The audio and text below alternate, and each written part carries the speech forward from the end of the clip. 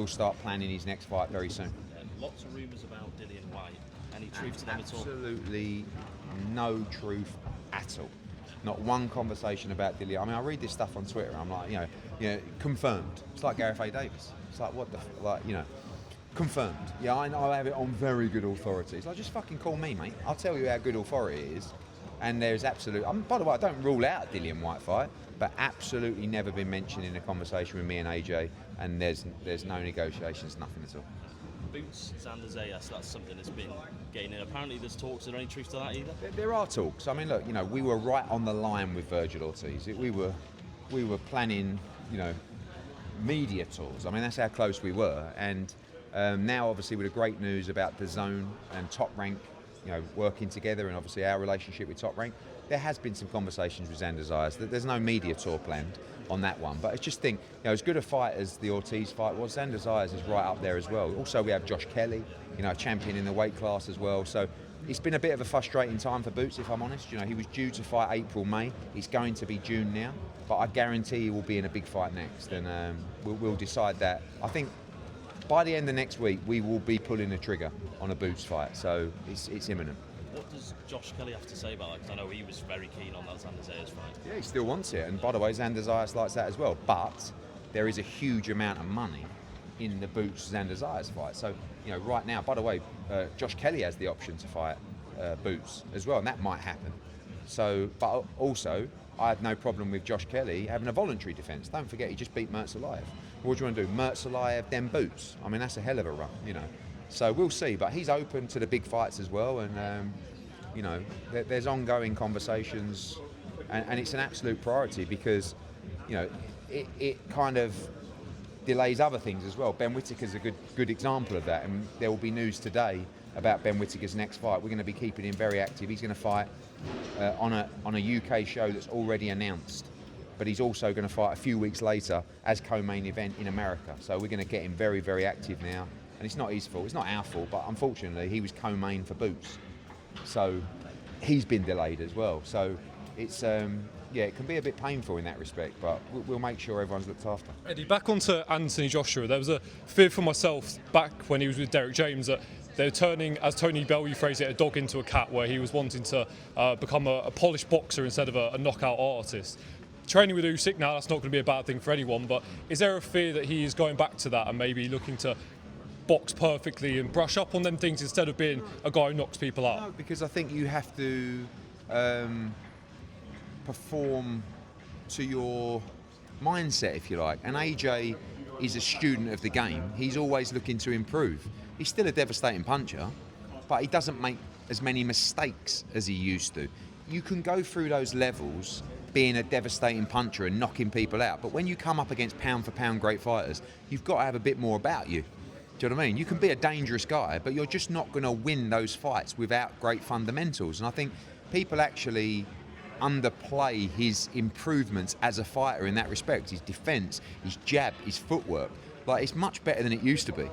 But maybe he's not as erratic as he used to be. And when you're erratic, that is sometimes an asset, but only an asset at a certain level. So, no, I don't think, I don't think Team Usyk at this point are trying to restructure him and break him down and they're trying to add to the qualities that he has, and they're a phenomenal team, and he loves it out there. On to John Fury. We've seen a similar situation last year with the Eubanks, and obviously John Fury's made his comments about his relationship with Tyson. First off, what do you make on those comments, and secondly, why is it so common that we see rifts in boxing between father and sons? I mean, we've got Conor and Kevin on this card. Yeah, I think that it's a very tough business, full stop, and there's a lot of shit in the business. There's so many interviews. I mean, one of the great things for you guys, and I think one of the great things for the sport, is you get access to all these people. Like in any other sport, if it's Premier League football, if it's cricket, if it's rugby, if it's Formula One, you don't get guys just coming out here ranting and going off on one, and you guys poking them and but that's the drama and the theatre of the sport. So I hate it. I hated seeing that interview. That stuff shouldn't happen.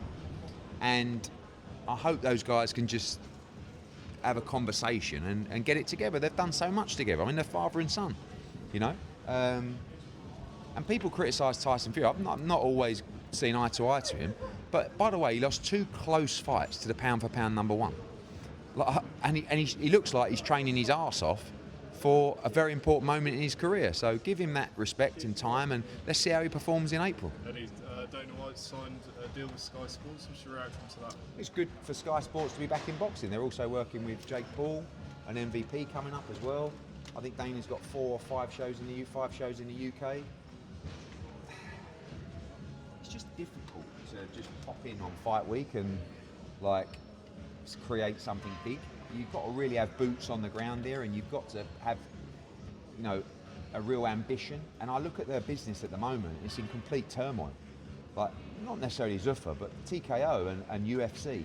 I've never seen the UFC weaker. I've never seen it more at a breaking point. I've never seen fighters actually looking to almost start a revolution and a fighters' union to almost boycott the organisation.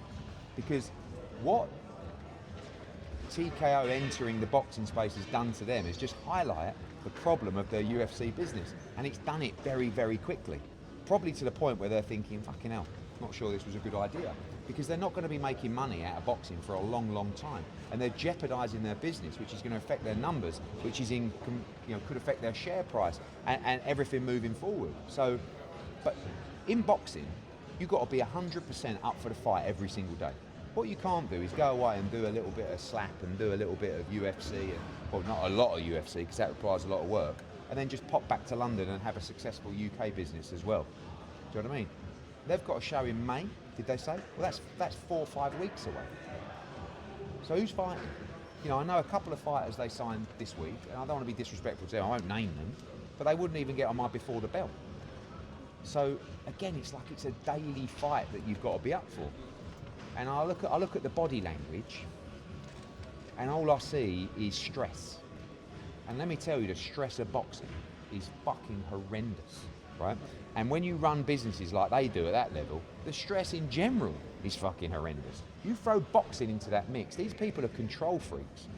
Right now, where does Zuffa sit on the promotional rankings? 6th? 7th? That drives them absolutely mental. Now they can pretend and they can spin the propaganda that what they're doing at the moment is revolutionising boxing. Bollocks.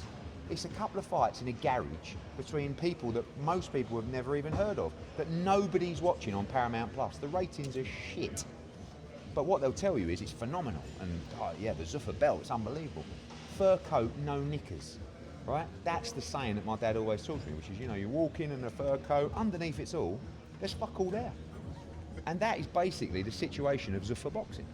And you better be up for the fight every single day, because you've got to get from 6th or 7th to number 1. And see people that are on the way, Golden Boy, Queensbury, Top Rank, PBC, Matchroom, we're on it, mate, 24/7. What do you think we're going to do, lay down? Well, no, we're not going on holiday for 3 weeks or going and working on something else. This is our life. So we're all up for the fight, but right now, good to do 4 or 5 shows in the UK, but who is going on them? They don't have any UK fighters, apart from Conor Benn, whose contract's up with them in 3 weeks, apparently. You're pretty critical of UFC media in recent weeks. How do you compare them to boxing media? I just feel like,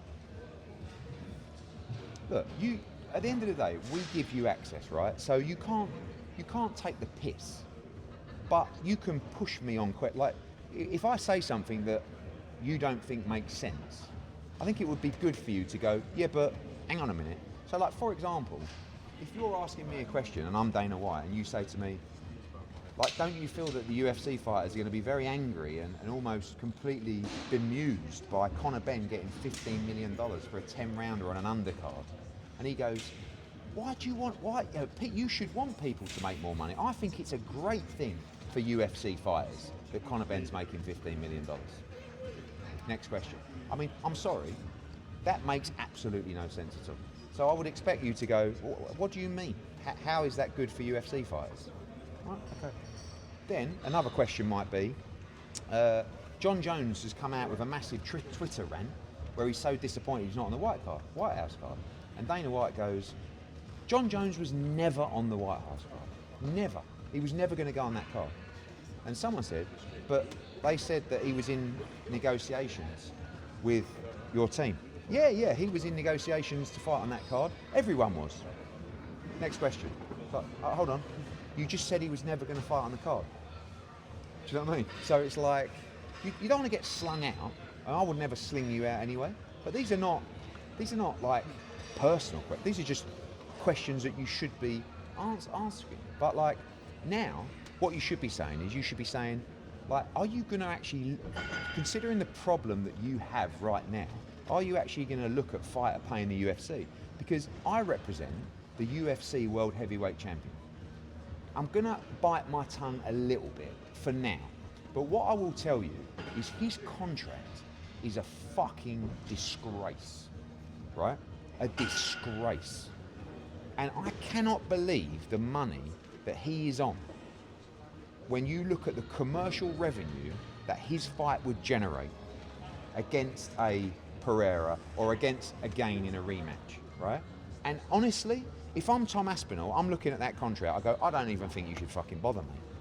But he wants to come back, he wants to rematch again, he wants to fight Pereira, he wants to defend his world heavyweight title. But if you're that stubborn, there's not going to be any conversation. You're going to get all of these guys. The time you've paid your tax and paid your team, there's no fucking point in even fighting. Especially when you had 4 operations after your eyes got gouged out. Do you know what I mean? Like, it is, honestly, it is unbelievable. But I'm really glad that it's been highlighted. I mean, I was doing a good job for him. Ronda Rousey and Jake Paul have gone to another level. So, and by the way, this is all because of boxing. It's mad. What is the situation? What is the situation with Dave Allen? When can we expect to see back out?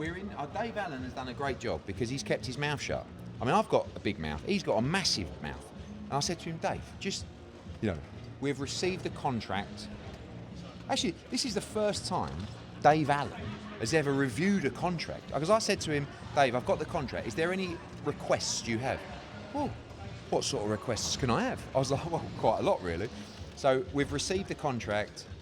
I believe next week Dave Allen's fight will be announced. It's a big fight for him, great opportunity, and that's all I'll say for now. Jamie Moore has said it's a